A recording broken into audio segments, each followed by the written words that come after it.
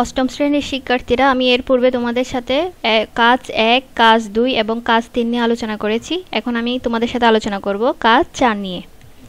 কাজ 4-এ আমরা এখানে দেখতে পাচ্ছি প্রশ্নটি হচ্ছে আমাদের কাজ 4-এর প্রশ্ন, মানুষ ও প্রকৃতির কল্যাণ।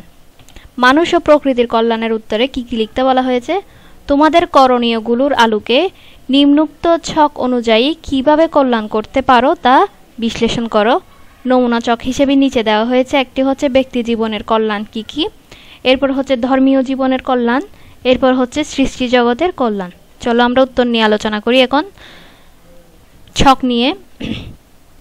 ব্যক্তি জীবনের কল্যাণ হিসেবে তুমি লিখতে পারো ধৈর্য ও সহনশীলতা বাড়ানো, মানে তুমি তোমার ধৈর্য এবং সহনশীলতা বাড়ানোটাই হচ্ছে ব্যক্তি জীবনের কল্যাণ।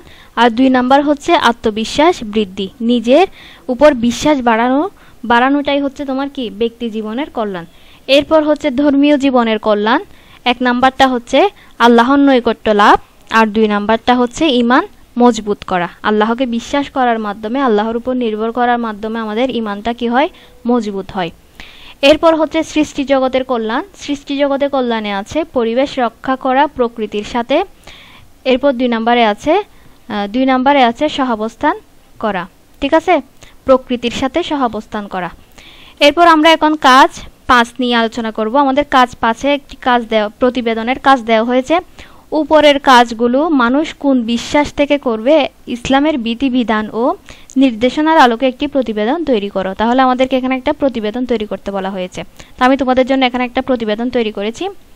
প্রতিবেদনটি হচ্ছে ইসলামের বিধিবিধানের আলোকে প্রাকৃতিক দুর্যোগের সময় আমাদের করণীয় বিষয়ে যে নির্দেশনা অনুসরণ করতে হবে তা হলো, প্রথমত প্রাকৃতিক দুর্যোগ আল্লাহর পক্ষ থেকে একটি পরীক্ষা হিসেবে দেখা উচিত।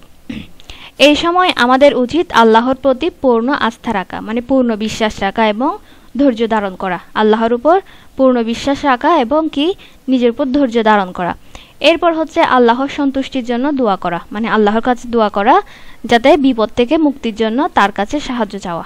ঠিক আছে, তাহলে এটা হচ্ছে আমাদের প্রথম কাজ। তারপর আমাদের দ্বিতীয় কাজ হচ্ছে সমাজের সকলের জন্য সহযোগিতা করা।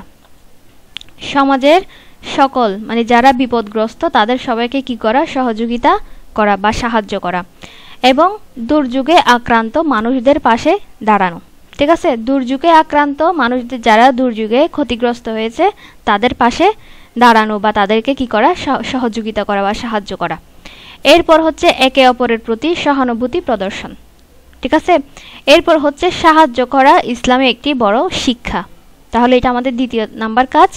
এরপর আমাদের 3 নাম্বার কাজ হচ্ছে দুর্যোগের সময় আমাদের উচিত ইবাদতে মনোযোগী হওয়া, নিয়মিত সালাত আদায় করা, কুরআন তেলাওয়াত করা এবং আল্লাহর কাছে দোয়া করা। এতে আল্লাহর নৈকট্য লাভ হয় এবং আমাদের ঈমান আরও কি হয়? মজবুত হয়। এটি হচ্ছে আমাদের 3 নাম্বার কাজ। এবং 4 নাম্বার কাজ হচ্ছে দুর্যোগের সময় প্রাকৃতিক দুর্যোগ থেকে শিক্ষা নিয়ে ভবিষ্যতের জন্য প্রস্তুতি নেওয়া, পরিবেশ রক্ষা এবং সচেতনতা বৃদ্ধি করাও ইসলামের একটি গুরুত্বপূর্ণ নির্দেশনা বা নির্দেশ।